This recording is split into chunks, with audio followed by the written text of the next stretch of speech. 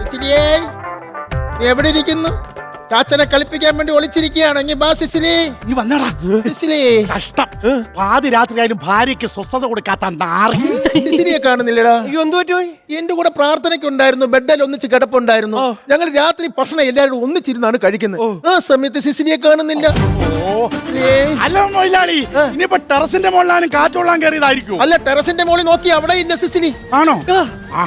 അല്ല മൊലാളി, ഞാൻ പറയുന്നത് ശരിയാണോ എന്ന് എനിക്കറിയില്ല. അതായത് കഴിഞ്ഞ ആഴ്ച ഞാൻ ഇതുവഴി വരുമ്പോഴേ ഈ റബ്ബർ എസ്റ്റേറ്റിനകത്ത് നമ്മളാ ഈ റബ്ബർ വെട്ടുന്ന ഉമേഷ് ഇല്ലേ, ഉമേഷ് സിസിലിയായിട്ട് ഇന്ന് എന്തൊക്കെയോ കളിക്കുന്നു, ഒലിപ്പിക്കുന്നു.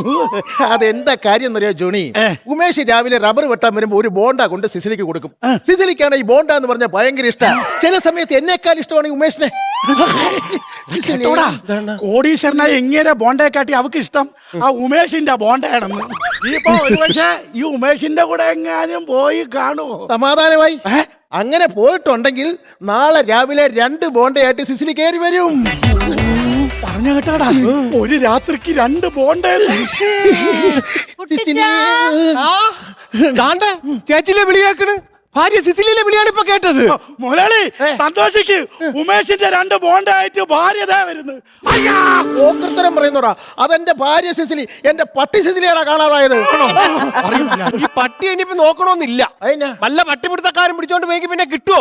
എന്റെ പട്ടിയെങ്ങാനും പട്ടിപിടുത്തക്കാരി പിടിച്ചോണ്ട് പോയാൽ അവന്റെ കുടുംബം കത്തിക്കും ഞാൻ. അവനെ കത്തിക്കും. അത് മാത്രമല്ല, അവന്റെ ഗ്രാമം വരെ ഞാൻ കത്തിച്ചു കളയും. അറിയാമോ? കുട്ടിച്ചന്റെ ചങ്കയാണ് എന്റെ പട്ടി.